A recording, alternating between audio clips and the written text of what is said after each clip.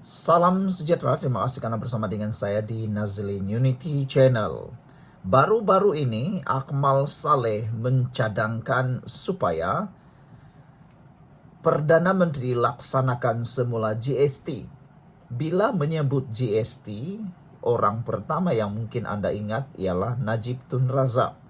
Karena dia terkenal dengan GST, memperkenalkan GST.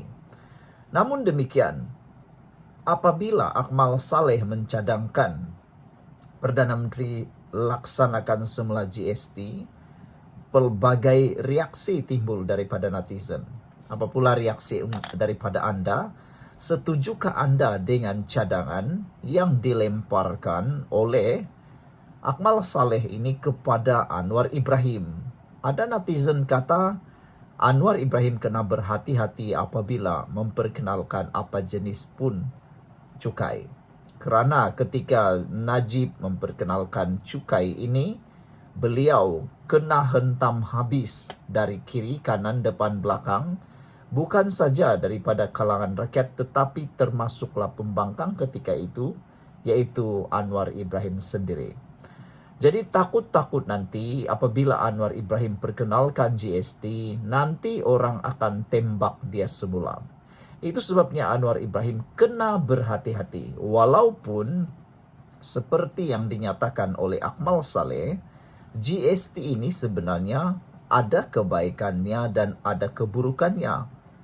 Akmal Saleh mengingatkan kepada kita semua bahawa tidak perlulah takut sangat dengan GST.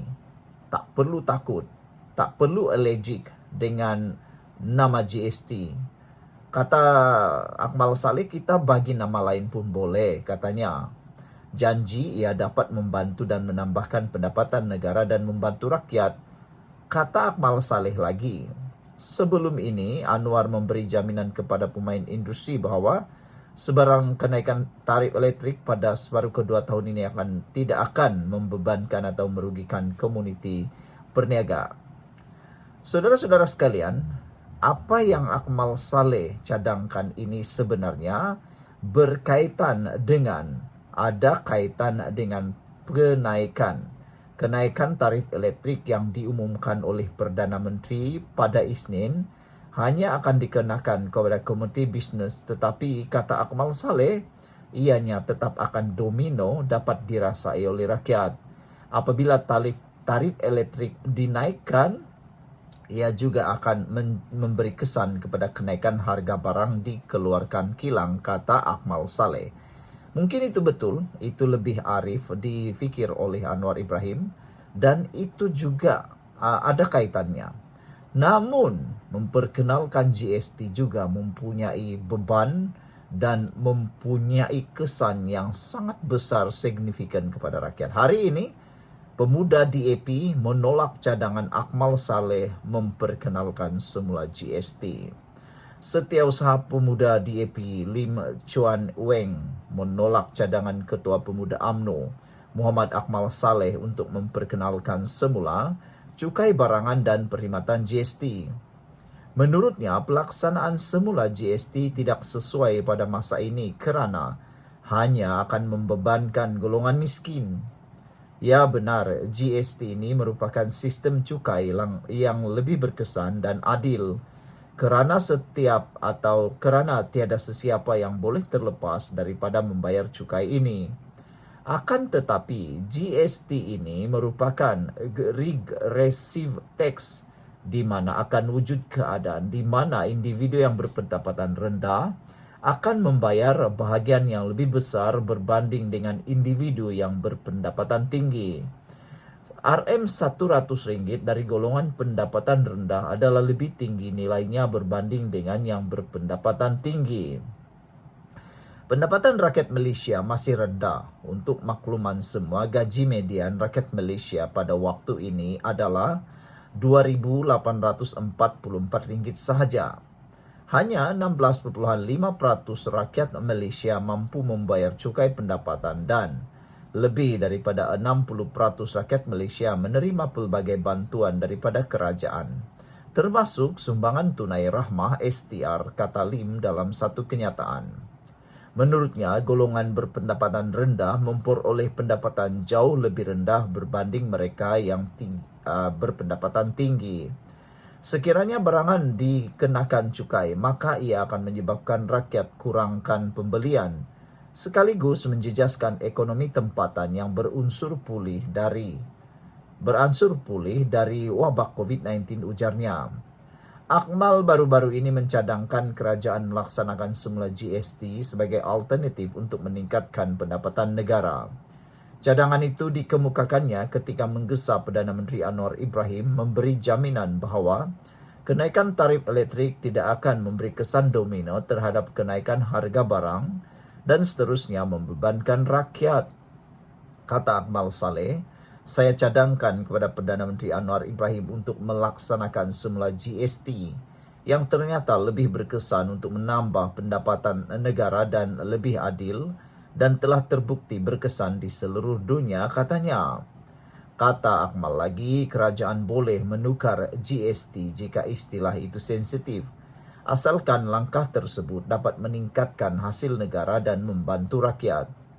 Mengulas lanjut, Lim berkata, misi utama kerajaan buat masa ini ialah menambah pendapatan rakyat Malaysia terlebih dahulu. Usaha sedia ada kerajaan adalah menaikkan siling dan menaikkan lantai sebagai asas kerangka ekonomi madani di mana kita cuba sedaya upaya untuk menaikkan kemampuan ekonomi negara dan pendapatan rakyat Malaysia, jelasnya lagi. Tambahnya, antaranya usaha yang dibuat kerajaan ialah menaikkan gaji pekerja sektor awam dan swasta, selain melancarkan dasar dan perancangan ekonomi seperti Johor Singapore Special Economic Zone bagi menarik pelaburan berkualiti serta mewujudkan pekerjaan berpendapatan tinggi. Kenaikan cukai merupakan jalan yang paling mudah untuk menjana pendapatan, tetapi kerajaan madani prihatin memilih jalan yang susah namun senangkan rakyat, ujar beliau lagi. Sekian dulu untuk kali ini. Jangan lupa tinggalkan komen anda. Salam sejahtera, terima kasih kerana bersama dengan saya di Nazilin Unity Channel. Hari ini, kerusi-kerusi sasaran dan keyakinan amanah di Kelantan. Baru-baru ini Amanah mengeluarkan satu keyakinan bahawa mereka akan dapat mencuri beberapa kerusi di Kelantan. Berita itu pastinya akan menakutkan dan menggentarkan PAS. Jangan silap, kerana tiada satu pun parti politik di dunia ini boleh dianggap selamat pada era moden ini.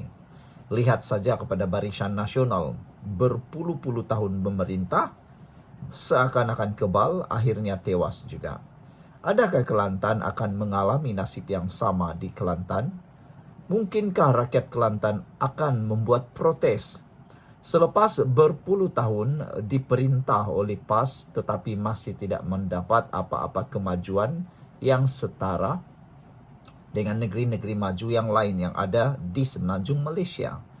Adakah anak-anak muda yang ada di Kelantan maupun golongan-golongan yang sudah berusia mula sedar bahawa PAS tidak mampu membawa apa-apa perubahan yang terlalu ketara dalam negeri tersebut?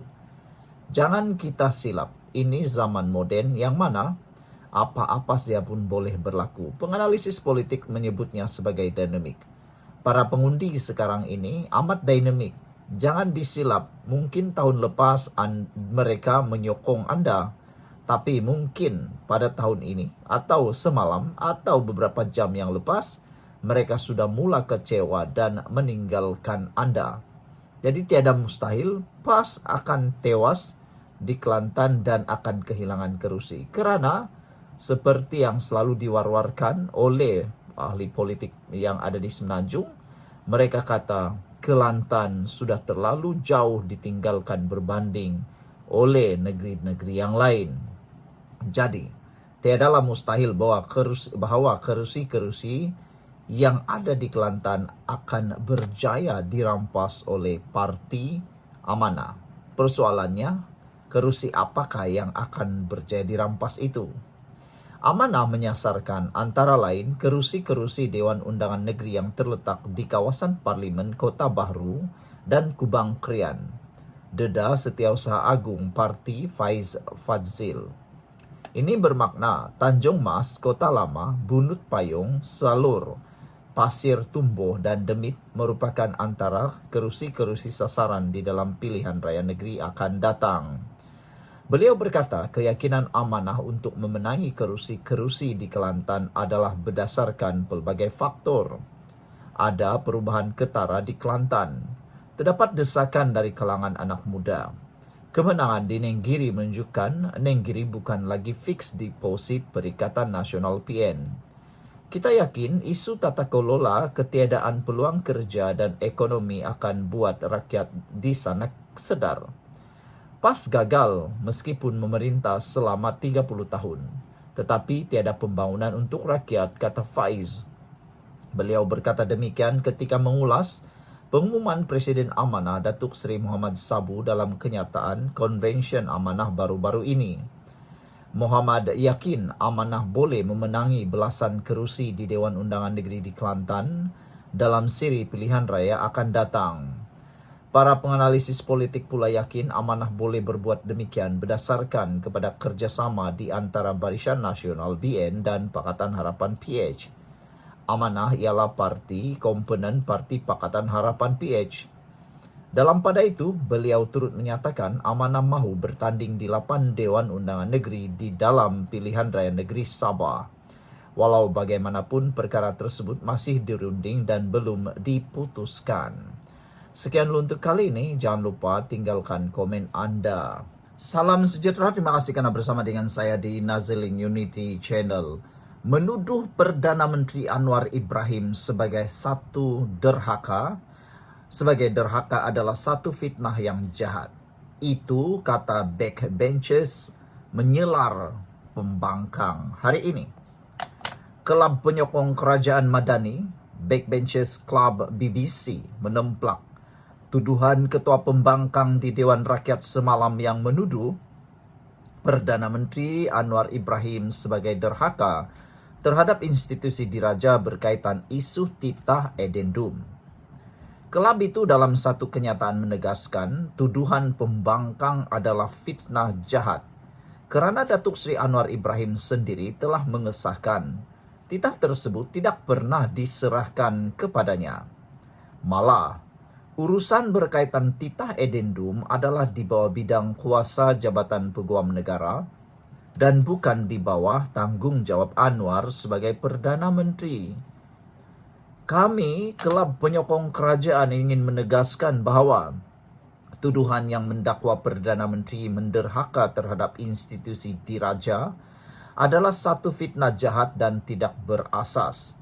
Tiada unsur penderhakaan oleh Perdana Menteri.